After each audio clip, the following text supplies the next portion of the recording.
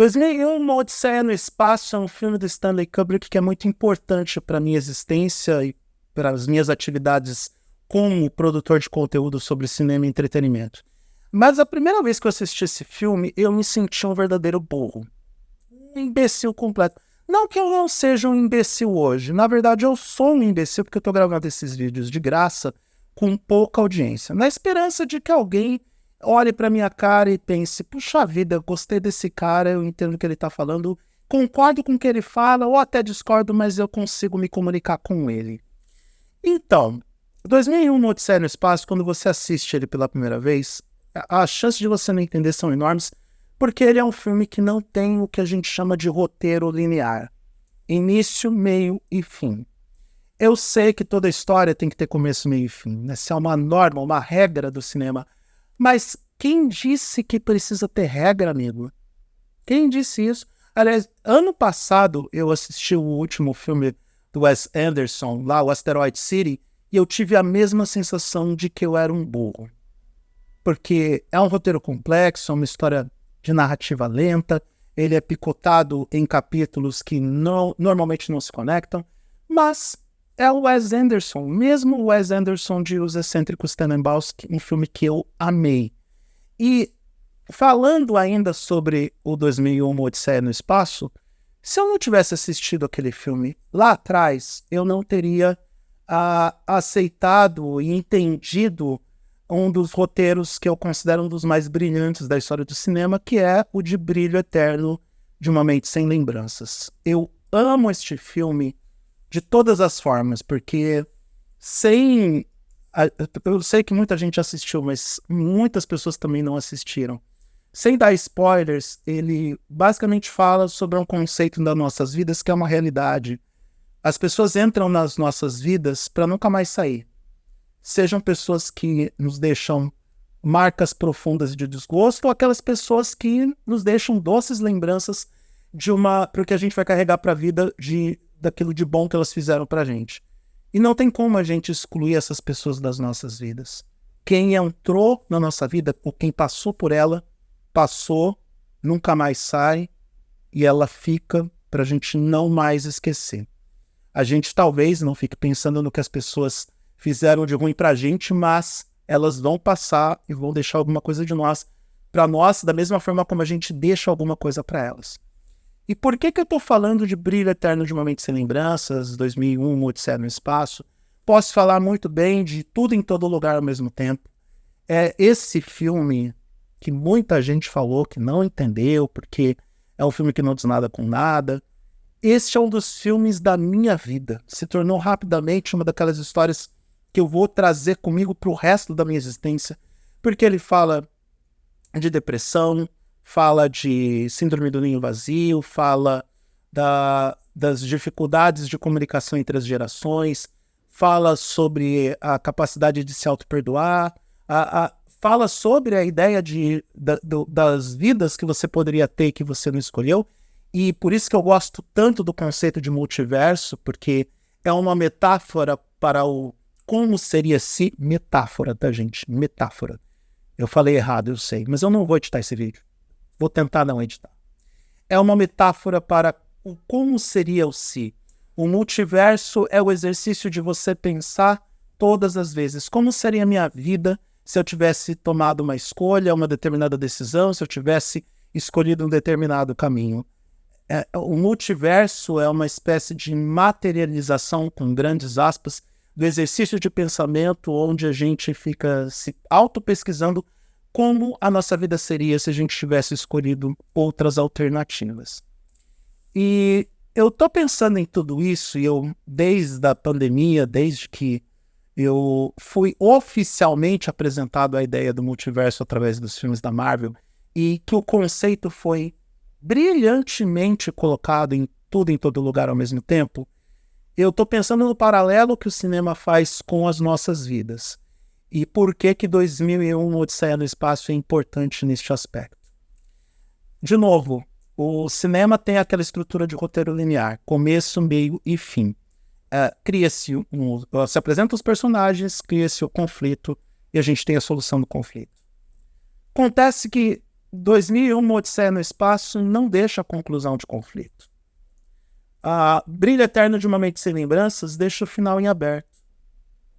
O final de A Família Soprano também é em aberto. Nem tudo na nossa vida tem que ter um fim.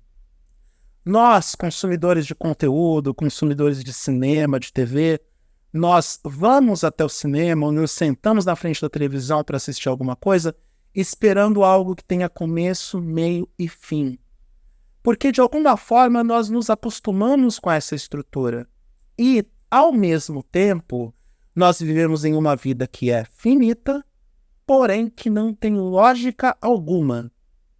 Existe uma regra na televisão, que, aliás, eu me lembro da Wanda Medeiros, a minha amiga Wanda Medeiros, que participou do spin-off durante anos e anos, que ela dizia o tempo todo que quando a gente assiste uma série de TV, ela tem que ter coerência, ela tem que ter a lógica dos acontecimentos, dos pontos se ligando. Porque a nossa vida, ela já é caótica. Ela não tem lógica. A gente está num lugar hoje, daqui a 5 anos a gente está em outro, e daqui a 10 anos a gente está pensando de uma forma completamente diferente de como a gente pensava 10 anos atrás.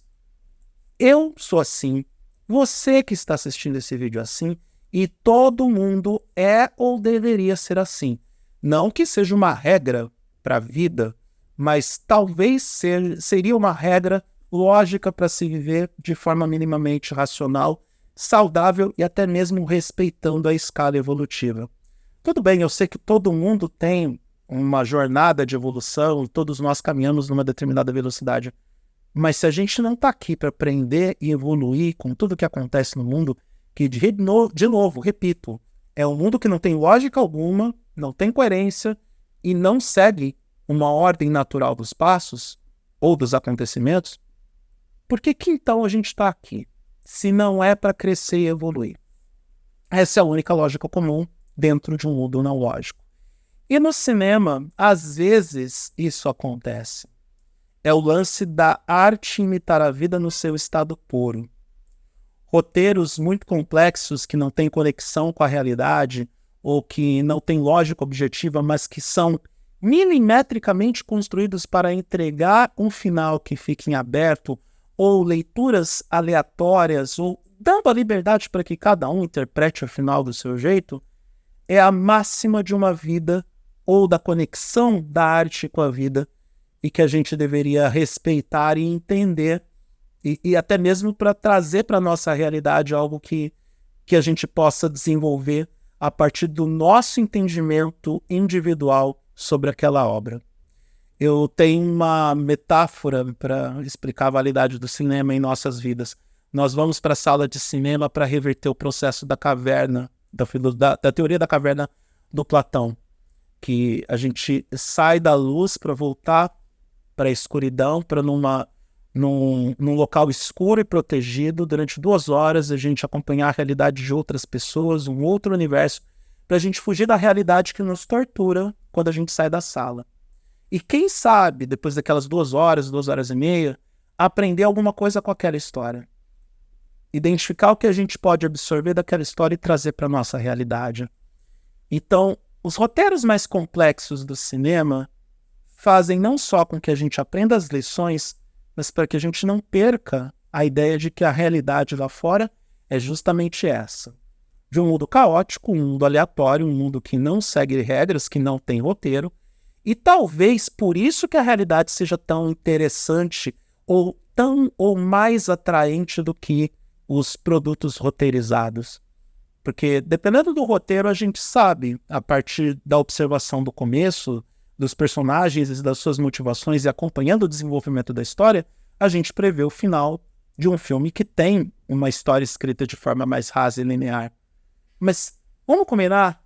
Quem não gosta de um bom plot twist na vida? Quem não gosta de uma virada de roteiro inesperada? Vamos colocar a real aqui. A revelação do Luke, eu sou seu pai, é o maior plot twist da história do cinema. Nada surpreendeu mais a audiência do que este fato. E outra coisa, todo mundo não, boa parte das pessoas acompanha os reality shows como parte das próprias vidas. O que mostra que a vida sem roteiro é igualmente atraente do que uma boa série, um bom filme que também aposta nos plot twists o tempo todo. No fundo, a gente gosta de viver esse mundo caótico. A gente gosta de acompanhar a vida imprevisível. Quem sabe se a gente começar a olhar para essas obras-primas, como 2001, Odisseia no Espaço, como Brilho Eterno de uma Mente Sem Lembranças e Tudo em Todo Lugar ao mesmo tempo, até mesmo Parasita, com aquele plot twist no meio do filme espetacular que muda toda a perspectiva da história.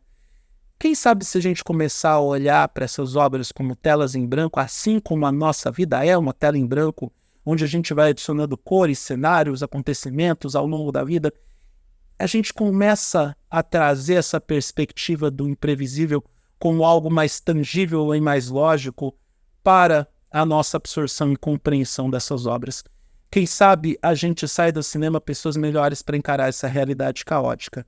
E com alguma sorte no final a gente traz para a tal da tela em branco, que é a nossa existência, esses elementos que são tão importantes e que se tornam tão importantes para aqueles olhos mais atentos. Eu hoje não consigo de forma alguma desprezar a grandiosidade que é 2001, Odisseia no Espaço, porque sem ele eu não teria conseguido absorver todas as lições de filmes que hoje eu amo e eu aprecio justamente por não terem roteiros lineares. Porque minha vida não tem roteiro linear, a minha história não tem roteiro linear, o meu eu racional não é linear. O Eduardo Moreira de 2024 é melhor que o Eduardo Moreira de 2014, que é melhor que o Eduardo Moreira de 2004, que é muito melhor que o Eduardo Moreira de 1994.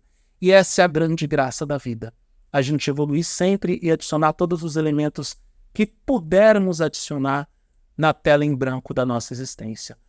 Olha só, comecei um vídeo falando sobre cinema e terminei com uma reflexão sobre a vida. Quem poderia imaginar que você iria encontrar esse conteúdo neste vídeo? E eu agradeço de coração a você que acompanhou esses 12 minutos e meio desse falatório reflexivo sobre a existência e o paralelo da existência caótica com filmes com roteiros complexos.